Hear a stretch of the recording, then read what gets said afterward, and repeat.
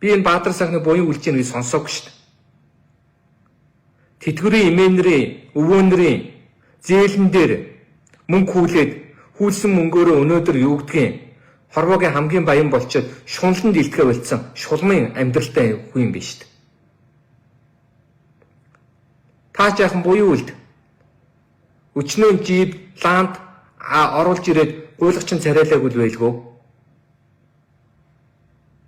Нэг ч гэсэн сургууль барьж өг, нэг ч гэсэн одоо ядарсан айлд тусвал өвлийнхэн түлш мүлшийн олж өг, орон сууцыг авч өг.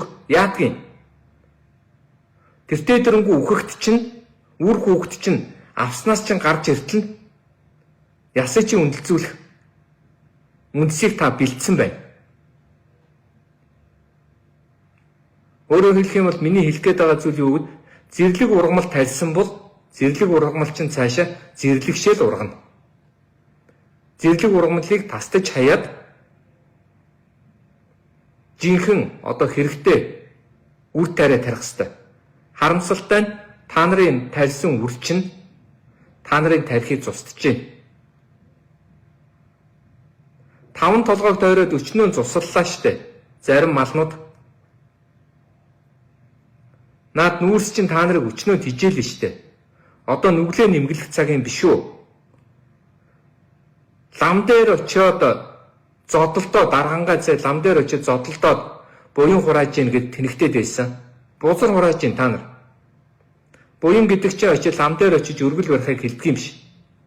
Буян гэдэг чинь өлсний хүнийг хоололж, хувцгүй хүнийг хувцалж, шоронд байгаа хүнийг эргэж явбал эн чин буян байдгийг. Түүнээс өнөөдөр юу гэдгийг буян гэдэг тэр очиж богдыг очиж мөргөөд эсвэл төвдөд очиж залбираад далаа лам дээр очиж гуугаад нэмэрхүү. Сүсэг бишрлийг эндээс ихэд бурхан байдгийн бол айлч бурхан байсан харна, туслана. Зэрлэг ургамлуудаа өнөөдөр нийгмээр цацдсан энэ бузрууд нэг жаахан анхаарахгүй бол энэ улс орныг авилгалаар хордуулахаас гадна үр хүүхдээрээ хордуулт дуслаа. Эргүү юмнууд хүүхдүүдийн дансыг 10 20 100 саяар цэнгэлчээд нөгөөдүүл нь хөөрхий яахав дээ бас залуул хүүхэд юм чинь. Охин л хүүхэд юм чинь. Гой сайхан дуртай байлгүй. Найз зингэх гоё л байлгүй. Нөгөө бузруудын мөнгөөр нь хамт явж байгаад хилмигдээд яв. Тийм одоо охтууд мохтууд бол ямар яаж мэдэх вэ? Бид ч гэсэн охидтой гай газар доороос гэж тийм чөтгөр шулмын үр удмуудтай нийлчихсэн охтуудыг одоо яалтаа бил. Тэгвэл тэр охтуудаас хамгаалахын тулд эхлээд эцгүүд та нар үр хүүхдээ анхаар. На музруудаа жаахан хүмүүжүүл. Хар тамхиг өнөөдөр татсныг мэдж байгаа бол хариуцлага тооцоолаад өөрөө аваачаад шүүх цагдаад нь аваачж өг. Зугтаалгаад тэнэгтээд авах хэрэггүй. Баг дээр нь арга хэмжээ авах юм бол томорхоороо тэр хүн танд талархна.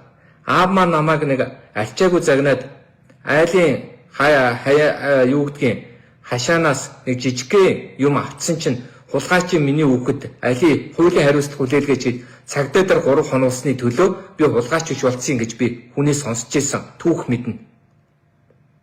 Түүн шиг хулгайч болцсон хар тамхичин болцсон хүүхдүүдээ эртхэн шиг аваачаад имчилгээнд нь явуулаад эртхэн шиг аваачаад эрүүгийн хэргийг үүсгүүлээд зарж борлуулсан хүмүүсийн олоод зад одоо юу гэдгийг хариуцлага тооцвол.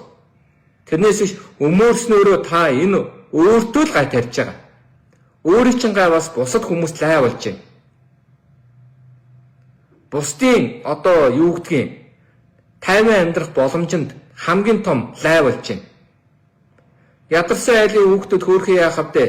Танаа хүүхдүүдийг баян гэж ойлгоод одоо нохоо шиг хоолных чи үлдэглийг долоох маягтай шүн орой дагаж машин тэргийг нугааж хажуу хавьд нь явдаг. Би одоо нэрийг хэлээд яах вэ? Нэг балаа нөхрийн хүүхдээ бас тэгэл машин тэргээ угаалгуулаад боосолж жагаад нөгөө хүүхдтэй алуулаад бөө юм болж исэн шүү дээ. Тэр шиг өнөөдөр энэ хар тамхичин хүүхдүүдээ одоо бүгдээрээ ил тод зарлаа миний хүүхэд хар тамхич аа. би энэ хүүхдээ одоо хүмүүжүүлмээр байна. Энэ хүүхдээ хууль хяналтын байгууллагад авчиж өгөө гэд ил тод зарлаад эрүүгийн хэргийг үүсгүүлээд зарсан борлуулсантай нийлүүлээд зохицуул. Тэгэхгүй өнөөдөр тэгэл малнууд чинь аваачаад Монгол улсын одоо юу гэдгийг иргэдийг Монгол их орны минь бузарлах гэж шүү дээ.